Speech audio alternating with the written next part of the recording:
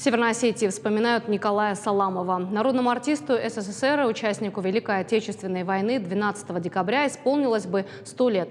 На сцене Осинского театра представили отрывки из его фильмов и спектаклей. Выступили творческие коллективы. Коллеги рассказали интересные истории из жизни великого артиста.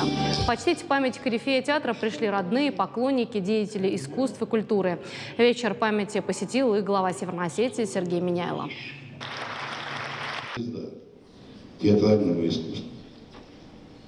Народный артист Советского Союза. Каждый из нас знает, чтобы такое звание получить в Советском Союзе, надо быть неординарным человеком, а многое сделать.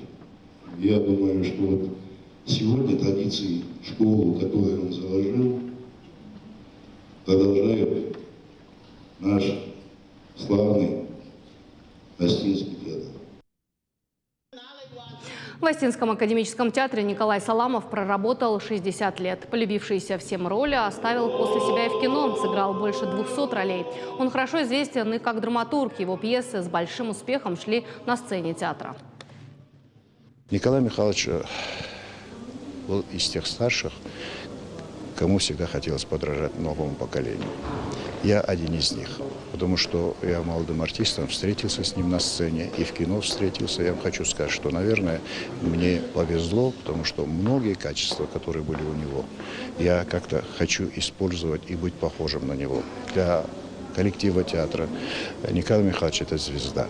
И мы вот хотим сегодня весь коллектив принимает участие в этом вечере. Я очень хорошо запомнила, вот прямо с детства, отрывки из его спектакля «Две свадьбы». И вот эти там фразы, которые стали крылатыми для многих из нас, в те времена часто ходили, любили спектакли мы посещать. И вот спектакль «Кальфедел Тенамыш», очень хороший спектакль, очень интересный. Вот то, что я видела сама. К сожалению, не все спектакли, в которых он играл, я смогла посетить. Но как актер он мне знаком, он мне дорог.